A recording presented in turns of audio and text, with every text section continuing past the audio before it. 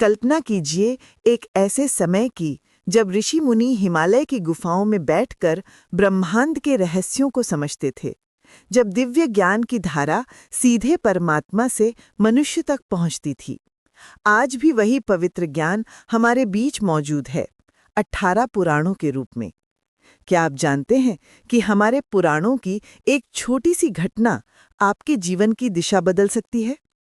आज की ये कथा केवल एक प्रसंग नहीं, बल्कि हमारे जीवन को संस्कारित करने का एक मार्ग है। यह सीख सीधे प्रभु का आशीर्वाद है। सच कहूं तो हम हिंदुओं के कमजोर होने का एक ही कारण है। हमने वेद और पुराणों का ज्ञान लेना छोड़ दिया है। पुराण का अर्थ है प्राचीन रचना, और ये ज्ञान हमारी हिंदू संस्कृति और सभ्यता का आधार है। आज भी इनमें लिखी बातें सच साबित होती हैं। जब हम इन ग्रंथों से दूर हो जाते हैं तो हमारी जड़ें कमजोर होने लगती हैं।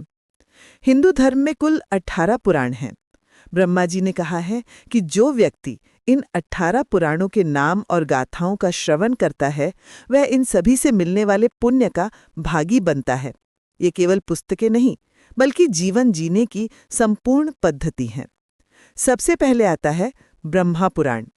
ये सबसे पुराना पुराण है। महर्षि वेदव्यास जी द्वारा रचित इसमें 10,000 श्लोक हैं।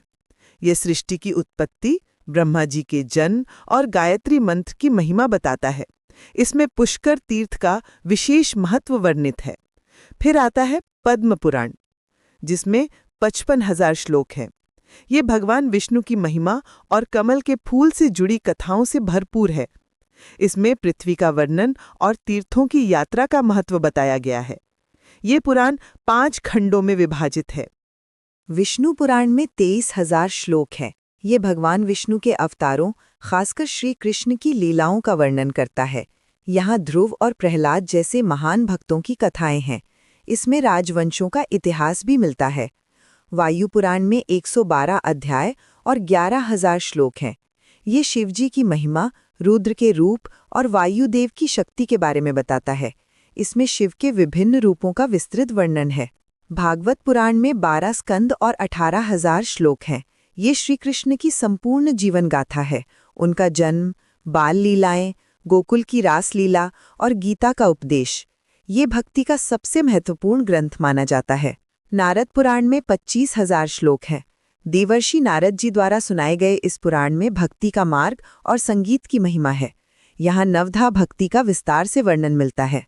मार्कंडेय पुराण में 137 अध्याय और 9,000 श्लोक हैं। ये दुर्गा चरित्र के विवरण के लिए प्रसिद्ध है।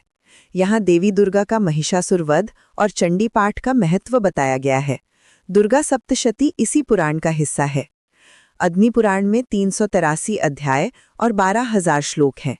इसका नाम इसलिए पड़ा क्योंकि इसे स्वयं अग्निदेव ने गुरु वशिष्ठ को सुनाया था।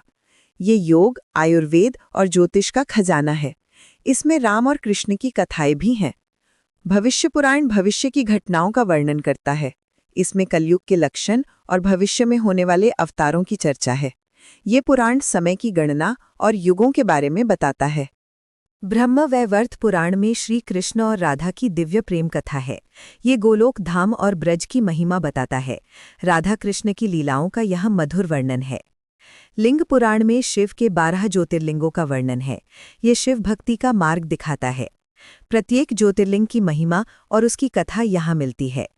वराह पुराण में भगवान विष्णु के वराह अवतार की कथा है। ये पृथ्वी के उद्धार और धर्म की स्थापना की गाथा है। हिरण्याक्ष के वध की कथा यहाँ विस्तार से है। स्कंद पुराण सबसे बड़ा पुराण है, जिसमें 81,000 श्लोक हैं। ये कार्तिकेय स्वामी की महिमा और तीर्थों का विस्तृत वर्णन करता है। भारत के सभी प्रमुख तीर्थों का विवरण यहाँ मिलता है। वामन पुराण में भगवान विष्णु के वामन अवतार की कथा है। ये दान की महिमा और राजा बलि के त्याग की गाथा है। त्रिविक्रम रूप की महिमा यहाँ वर्णित है।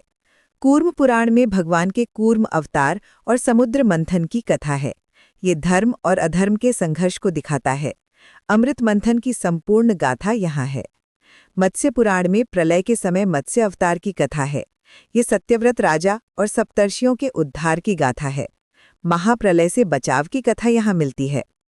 गरुड़ पुराण को विष्णु भगवान का बाया चरण भी कहते हैं। सनातन धर्म में व्यक्ति की मृत्यु के बाद इस पुराण के पाठ का प्रावधान है। ऐसा करने से आत्मा को मुक्ति मिलती है। ये मृत्यु के बाद की यात्रा का विस्तृत वर्णन करता है। ब्रह्मांड पुराण में संपूर्ण ब्रह्मांड की रचना, नक्षत्रों की स्थिति और काल गणना का वर्णन है। ये ब्रह्मांड की संरचना और उसके रहस्यों को समझने